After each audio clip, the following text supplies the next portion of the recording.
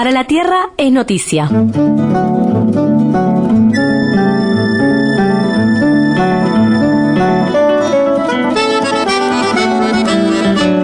Fue uno de los grandes acontecimientos culturales del fin de semana y en particular de la jornada de este domingo 28 de julio, el comienzo de las celebraciones por el aniversario número 150 de Joaquín Torres García, en el día en el que recordamos su nacimiento. Celebraciones que se instalaron en particular en la Ciudad Vieja de Montevideo ya desde la media tarde con el preestreno de la película documental Pax in Lucem a media tarde en Cinemateca, y continuaron con la inauguración en la tardecita ya de una primera exposición en la Peatonal Sarandí, y luego la gran exposición dentro del Museo Torres García. Torres García Clásico, Moderno, Universal, el título de esa exposición que, según quienes la han concebido, permitirá a todos nosotros descubrir al artista como nunca antes se lo había imaginado, gracias a recientes investigaciones y también innovaciones digitales que acompañan esta muestra de obras del creador uruguayo. Además, una reunión de obras que pocas veces podemos disfrutar de la manera en que ya a partir de ahora podemos verlas en el Museo Torres García.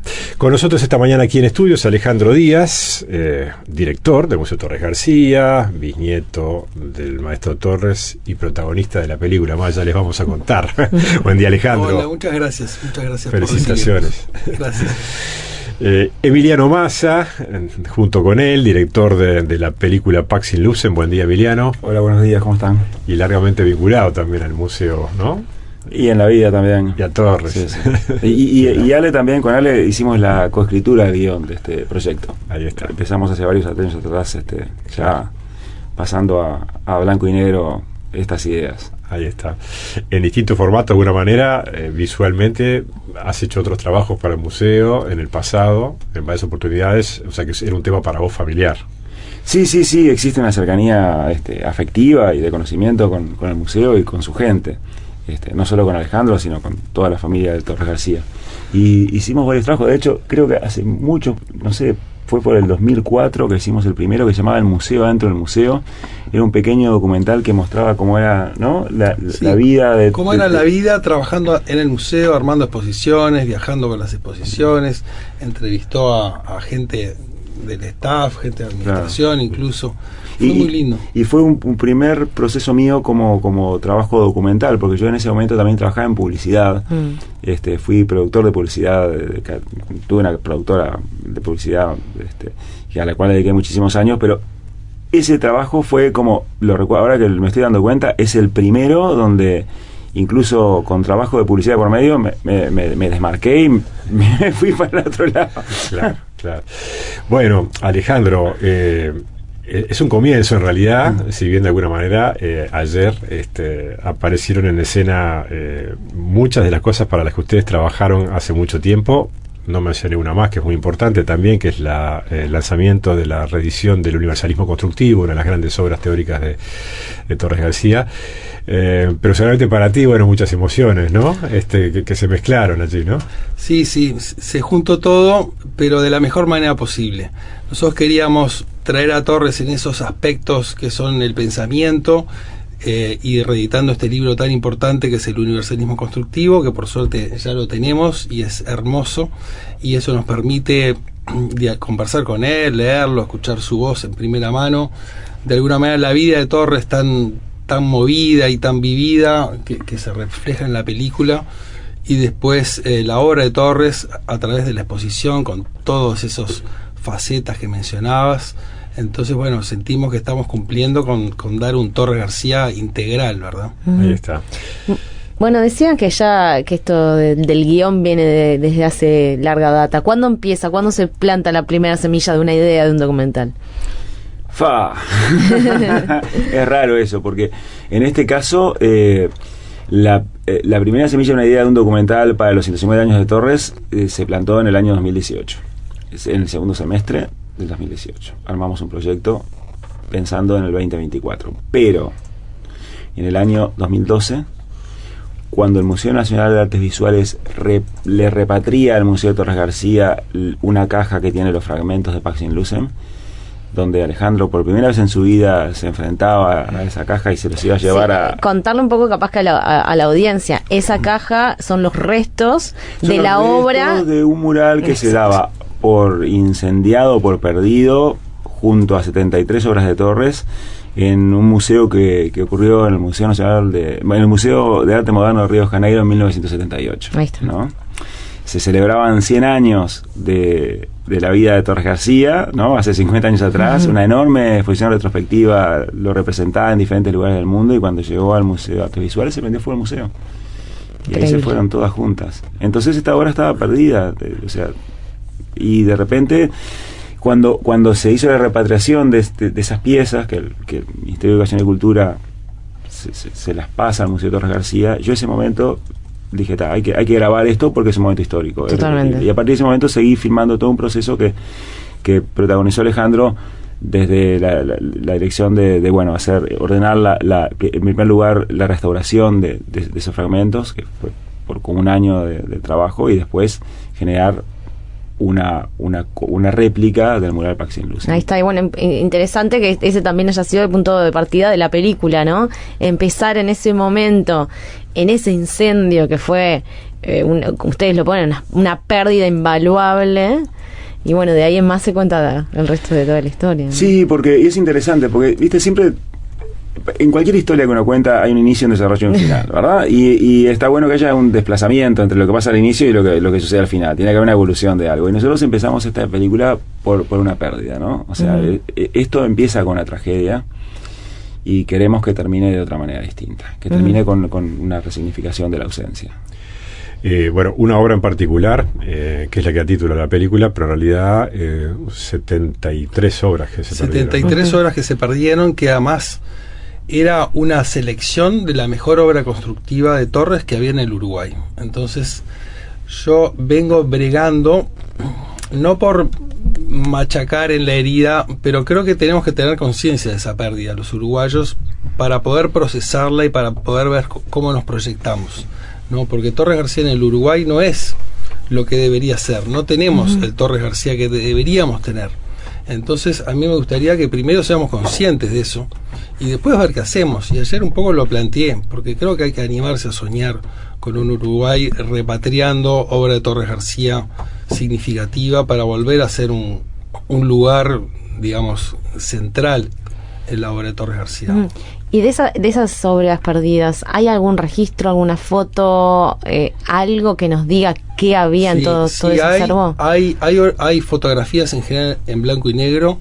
Estamos trabajando con la Facultad de Ingeniería y un equipo de ingenieros en un proyecto que con inteligencia artificial están desarrollando algoritmos para colorizar y mejorar esas imágenes, aprendiendo de las imágenes de cuadros en color. Es un trabajo que viene del año pasado, que está buenísimo, es interdisciplinario y estamos como sumando saberes. Nosotros los ayudamos a pensar en términos de pintura, porque no es lo mismo un algoritmo que lee una foto natural a un algoritmo que tiene que aprender en base a cuadros. La semántica de la imagen es diferente. Entonces está buenísimo cómo estamos como por varios lados tratando de trabajar este acervo. Es lo que decía Emiliano, o sea, no es quedarnos con... Hay que transformar esta película en algo de pérdida, y hay que cambiarle el final a la historia, ¿no? Es qué hacemos con lo que queda. Bueno, interesante la apuesta que hicieron ustedes, por un lado, a partir de ese momento, de esa herida, como decías vos, sí. Para terminar con una mirada diferente, pero también a partir de eso que sucedió. Y por otro lado, la apuesta a que Alejandro fuera un poco el hilo conductor y Alejandro se jugara en pantalla, apareciera, ¿no? Por momentos un poquito al límite entre el documental y la ficción, porque en realidad es una película documental así presentada, pero hasta por ahí, ¿no, Emiliano? Sí, lo que pasa es que, digamos, los límites no existen, digamos. El primer documental de la historia de los documentales es una ficción, se llama La nuca el esquimal, y es una película de ficción. Entonces Alejandro se autorrepresenta, claro. Él hace de Alejandro Elías Lageardo en la película, eso es verdad.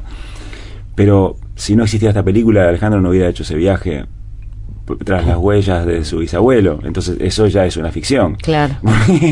Porque hubo todo un dispositivo de Hay un producción porqué de cinematográfico todo esto, que claro. estaba acompañando eso, y no estaba solo. Entonces, pero sí es verdad que el amigo Alejandro se la jugó. Eso es verdad. Y sí es verdad que ahora que está al lado, y que lo podemos decir porque lo veníamos charlando antes, que lo hizo muy muy bien a nivel actoral. Y es un proceso que hace 12 años, cuando empezamos a grabar y yo filmaba a los pintores Gustavo Serra y Federico Méndez pintando la réplica, intentando hacer una réplica de Pax in Lucem, ¿no? Con Alejandro, que los dirigía. Ellos estaban muy como tensos con la situación de tener una cámara que los estaba registrando. Entonces me pedían que no filmara, o decían malas palabras, miraban a la cámara. Todas las estrategias. Boicoteaban tomas. Y hoy en día hubo un proceso que tiene que ver con el proceso de hacer la película, y el proceso también de trabajo con Alejandro, que tuvo muchas capas distintas, porque tuvo la capa de investigación, de escritura. Después nosotros fuimos juntos a una residencia artística en José Ignacio, donde pudimos trabajar específicamente en el pensamiento de Torres, y bueno, fueron muchas, y la experiencia de la filmación.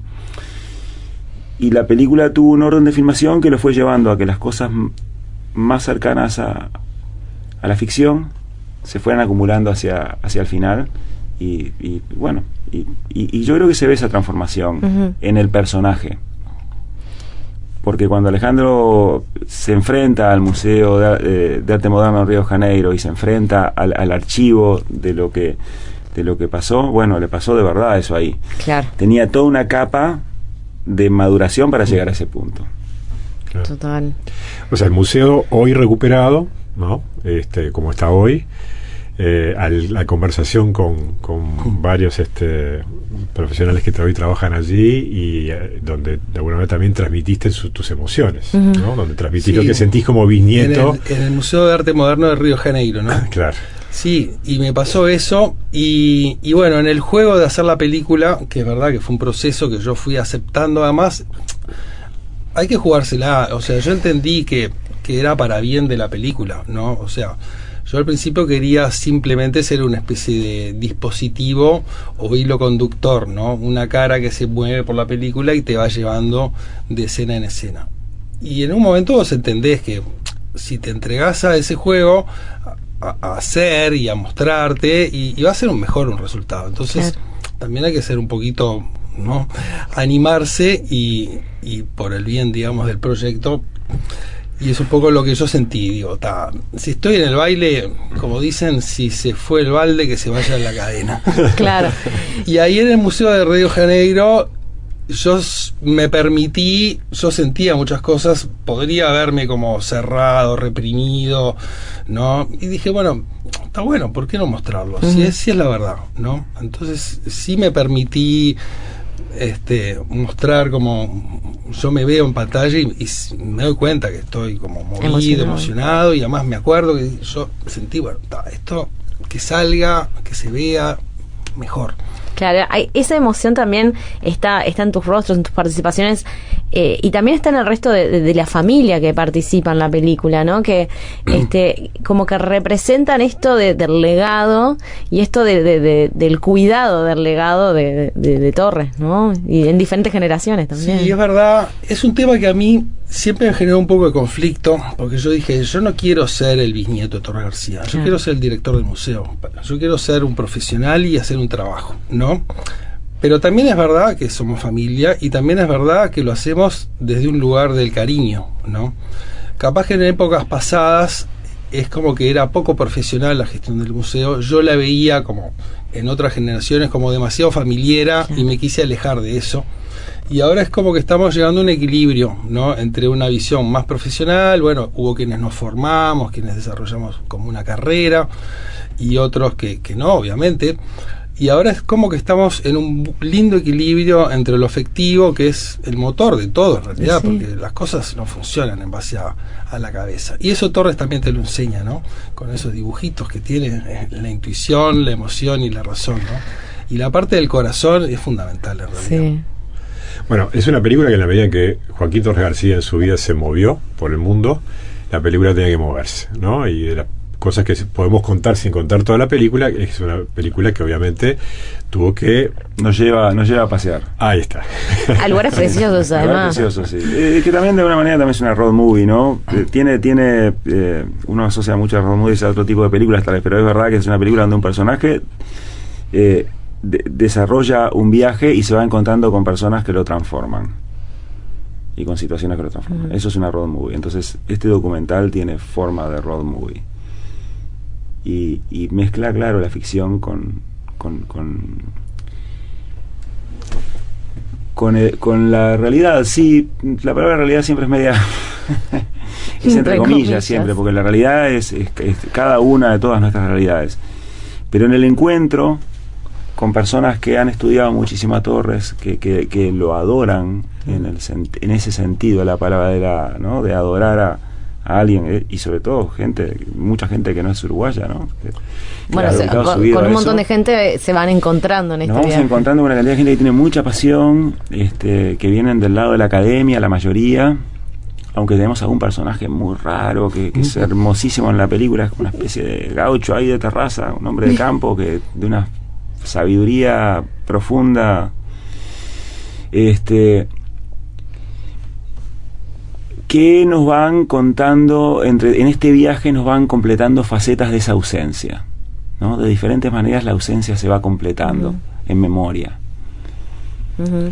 Y bueno, y al mismo tiempo nos permite, Alejandro, tomar la dimensión, es decir, a ver, por supuesto, muchos uruguayos, aquellos que están más cercanos al mundo de las artes visuales, saben lo que ha representado Joaquín Torres García, además para el Uruguay, en el mundo, ¿no? Y en particular en algunos países y en España y en Cataluña, ¿no? Pero otra cosa es también poderlo verificar, verlo escuchando, ¿no? A aquellos que no son uruguayos, que nos dicen lo que significa para ellos y de alguna manera nos dan una pauta también de la importancia en el mundo, a nivel internacional, de la obra de Torres García, ¿no? Sí, es muy lindo eso que decía Emiliano, de encontrar en el mundo gente que lo ama, que lo quiere, que pelea por él, discute, dice, no, y lo que le pasó en tal ocasión, y cómo puede ser lo que le hicieron, ¿no? O sea, Torres genera ese cariño y ese compromiso desde lo afectivo que es muy lindo encontrarlo. Está muy interesante para todos nosotros que lo conocemos o creemos que lo conocemos, encontrar esas otras voces que lo miran desde otros lugares, ¿no? Del mundo y de la realidad. Y sí, por supuesto, siempre desde acá, desde este paisito, a veces necesitamos esa validación de afuera, que nos vengan a decir lo importante que es algo uruguayo. Total, que gente de afuera nos cuente quiénes somos nosotros, que ¿no? nos lo cuente, ¿no? Y además verlo a Torres en esos lugares, el viaje de la película, no sé si lo puedo decir, pero Río, sí, Barcelona, Nueva York, París, ¿no? Que son capitales mundiales, ¿no? Entonces, no te olvides de Montevideo. No te olvides de Montevideo. Bueno, acá lo doy por sentado. Entonces, ver lo importante que fue y que sigue siendo en esos lugares es muy fuerte, ¿no? Bueno, desde el punto de vista de los recursos, la película juega con muchos recursos diferentes, además, bueno, de esta curiosidad, de la sorpresa de Alejandro, como de alguna manera un poco personaje, por momentos, de repente un poco más un entrevistador más clásico, pero en la mayor parte de la película como un personaje casi que como un actor. También la fotografía fue un papel muy importante, la música compuesta especialmente para la película, y hasta nos encontramos con animación, que es algo que Emiliano ya había practicado, ¿no? Para el Museo Torres García, ¿no? Claro, sí, había que ponerle muchos ingredientes. Mira, yo les voy a confesar una cosa. Esta es mi cuarta película. Mis películas anteriores prácticamente no uso de la voz humana. Son películas donde si hay una secuencia, es una secuencia con voz, solamente una secuencia para que quede resaltada. Le tengo miedo, le digo, para eso está la radio, para hablar, para la radio, no las películas. Y en esta yo sabía que forzosamente tenía que pasar por la voz, porque había que transmitir información para los espectadores que tenía que ser concreta, no podía ser polisémica, tenía que ser concreta. Pero yo necesitaba una capa más de cine, lo que yo le llamaba mi capa de cine por encima. Entonces hay una cantidad de ingredientes que propone la película que tiene que ver con esto que decís, Diego, de animación, archivo histórico, por supuesto que la fotografía, la música, en fin, todas, la postproducción, efectos especiales, que además le proponen al espectador una variación porque no se repiten, van evolucionando conforme evoluciona la vida de Torres y evolucionan en su forma estética también. Hay un trabajo que acompaña un poco estas 3 etapas que cuenta Alejandro, que la está representando en el museo, ¿no? Hay una parte clásica de la película, hay una parte moderna de la película y hay una parte universal de la película, a nivel de composición musical, a nivel de postproducción de imagen, a nivel de diseño sonoro. Entonces, yo la verdad que ayer le agradecí al equipo, lo quería agradecer en público porque para que el público los conociera. Hemos trabajado con profesionales fabulosos, ¿no?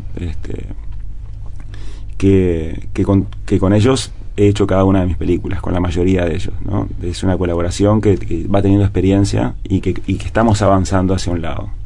La película va a ser estrenada para el público el próximo jueves 1 de agosto, aquí en Montevideo, en varias salas, Cinemateca Uruguaya por supuesto, pero en varias salas de la ciudad, en distintos barrios, además ir al interior. Nos vamos a encargar por supuesto pues de recordarles a los oyentes de Radio Cultura todos los detalles. No le quitemos tiempo a la exposición, que también es importante, ¿no? Y Alejandro, creo que es también por lo menos importante explicar y dar algunos detalles, ¿no? De lo que nos vamos a encontrar. No es una exposición más, sino una exposición cualquiera, por lo cual vale la pena que no se la pierdan. Y conviene explicar un poquito por qué. Es decir, el acervo del Museo Torres García en parte está allí, pero hay bastante más que eso. Sí, yo realmente quiero que la gente la disfrute y la aproveche, que aprovechemos todos esta oportunidad de compartir esta exposición, porque reúne acervo del museo, acervo con colecciones particulares y de otras colecciones públicas. Juntar todo este acervo fue muy difícil, pero realmente nos permite mostrar al Torres García que queremos mostrar, en la dimensión que tiene en el mundo, ¿no? Yo ayer lo comentaba en la inauguración, hemos hecho y visto exposiciones grandes de Torres García completas en otros países y estamos en debe en el Uruguay, nosotros y todos, ¿no? Entonces creo que por fin, después de muchos años, estamos viendo una exposición de Torres García como debe ser, con todo lo que tiene que tener en cuanto a obra, en cuanto a museografía, en cuanto a instalación, en cuanto a dispositivos interactivos, infografías. Torres García es un universo enorme, o sea, es abrumador. Nunca terminás de entender y verlo todo y poder tenerlo todo ahí junto. Son 4 salas del museo. El museo se transformó para este proyecto, parece otro. Además hicimos reformas edilicias para que estuviera más lindo, más contemporáneo, más amable con el público.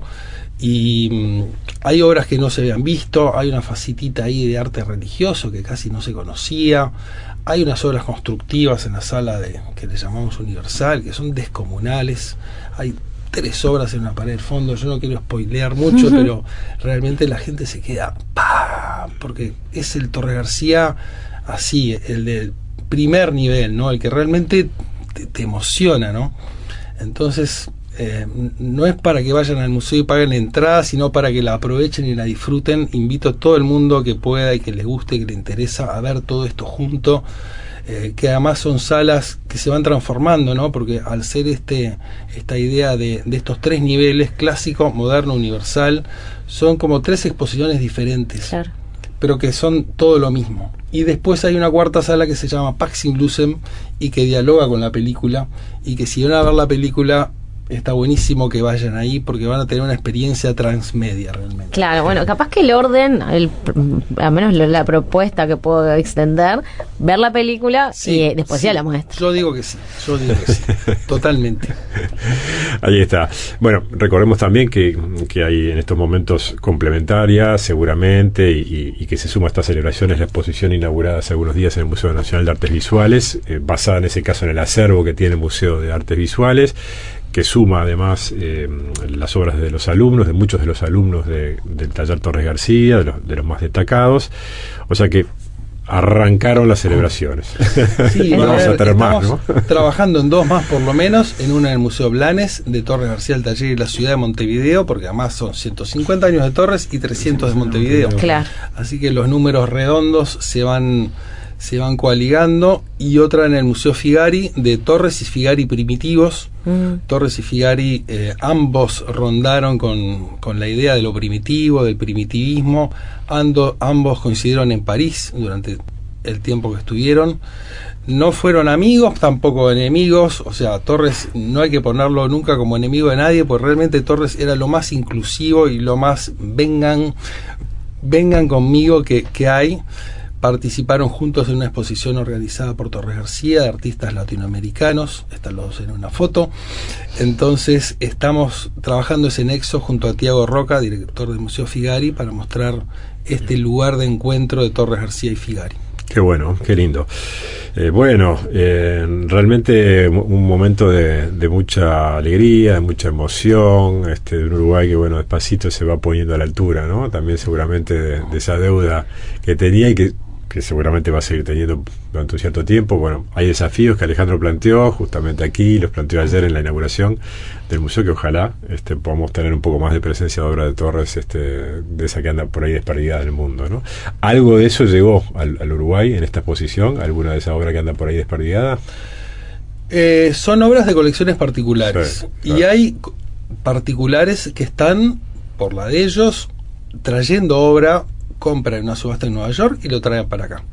Lo tienen en su colección, pero lo prestan. Entonces, claro, es un trabajo que es posible. O sea, no es una utopía, no es un sueño. Claro. No es perdimos a lo mejor de la obra de Torres y no podemos hacer más nada.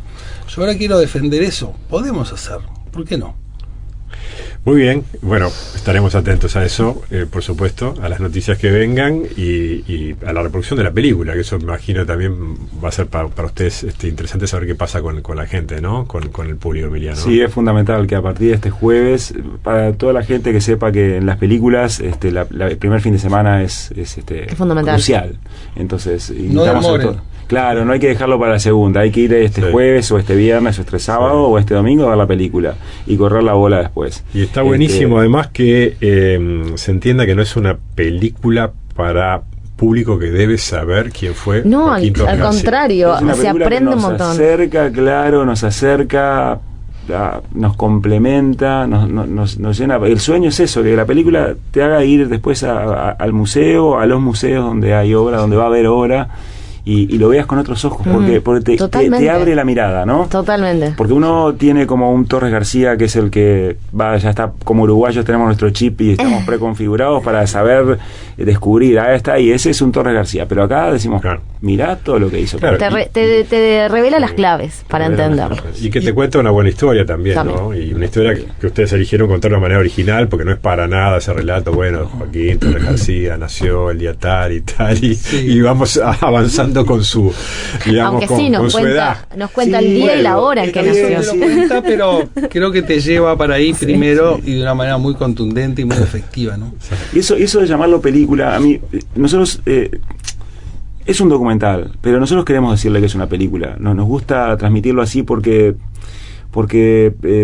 dialoga entre la verdad y la mentira, pero nos complementa, nos construye una imagen de entretenimiento, ¿me entendés? Claro. O sea, vas a pasar un rato y te vas con mucha información, pero no de una forma solamente didáctica sino que es una experiencia audiovisual. Ahí está. Totalmente. Bueno, como en el terreno más personal, como Alejandro Díaz bancó, aguantó me imagino, los comentarios reiterados como el mío cuando llegó esta mañana. Bueno, ¿nació la carrera del actor Alejandro Díaz o no?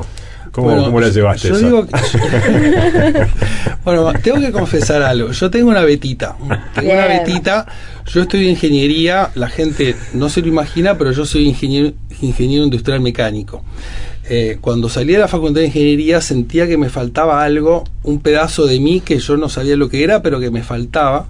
Y ahí me metí a hacer una escuela de teatro. Estuve 3 años encontrando cosas que me faltaban en Puerto Luna con Iván Solarich, el Coco Rivero, y ahí le sentí el gustito a la cosa, en realidad. Después tuve hijos, pasó la vida, dejé el teatro, el teatro era horrible, además nadie me escuchaba más allá de la primera fila, pero siempre tuve como ese costadito, y es algo que de alguna manera en el proceso de esta película yo dejé que apareciera y y se nutrió en el diálogo con Emiliano, ¿no? También siento que así como él me ayudó a soltarme como actor, yo lo empujé bastante para el lado de entender a Torres y a entender como la complejidad que tiene todo esto, y creo que logramos un buen mix, porque logramos una película que realmente es representativa de Torres, o sea, le hace honor a Torres García, pero también es para todo el público, ¿no? Entonces creo que esas dos fuerzas que fuimos nosotros, yo empujando, no, esto no es Torres, y él, esto no es una película para intelectuales, que vayan a leer un libro, ¿no? Esas dos, que a veces hasta pelean, ¿no? Claro, Esa tensión, pero fue muy positiva, ¿no? Al final... No, fue un intercambio. Creo que los dos, el proceso de muchos años además, fue un proceso para nosotros. Sí, claro. Que no empezamos haciendo este proyecto en el 2018. No tenía nada que ver lo que íbamos a hacer en 2018. Claro. Son procesos, claro, y son muy ricos en cuanto al proceso. Claro. No, es muy interesante. Bueno, no tenemos tiempo hoy, de alguna manera para decir, Emiliano lo deslizó, pero fue un camino en el cual también ustedes buscaron el consejo, el asesoramiento, como decías tú, residencias, talleres, fueron trabajando, ¿no? También se guió pidiendo buen consejo, aprendiendo en el camino para llegar a decir, bueno, es esta la forma que lo queremos contar. Es que, viste que se dice que el guión de documental se escribe 3 veces. Cuando te imaginas una historia, la escribís y eso es una ficción, porque estaba en tu cabeza, aunque sea un hecho real. Después, cuando investigás y escribís el guión con que vas a filmar, eso ya es un guión de documental. La tercera escritura es en la isla de montaje, ¿no? Y esto sufrió esto. Lo que pasa es que tal vez la historia principal tuvo muchas escrituras porque se fue entre el 2018 y el 2023, claro, que empezamos a rodar específicamente la fotografía principal, sufrió mutaciones. Joaquín Torres García, Pax in Lucem, la película que se estrena hasta el próximo jueves 1 en cines de Montevideo y también irá al interior, no se la pierdan, ¿eh? Y por supuesto la exposición que podrán disfrutar en el Museo Torres García, aquí en la ciudad de Montevideo, allí en la peatonal Sarandí, en la esquina con Bacacay, que nos permite acercarnos a dimensiones de Joaquín Torres García que quizás no todos conocían, que ocupa todo el museo. Realmente no se la pierdan. Y en la peatonal, la propia peatonal, además, también, ¿no? Allí tenemos unos grandes cubos. Unos grandes cubos hechos con el Centro de Fotografía que muestran imágenes, obras, fotografías, cronologías de Torres y que ayudan a darle dimensión a esto como se lo merecen los 150 años de Torres García. Alejandro Díaz, Emiliano Massa, muchas gracias. Gracias. Bueno, muchas gracias a ustedes, gracias por la invitación. Chau, chau.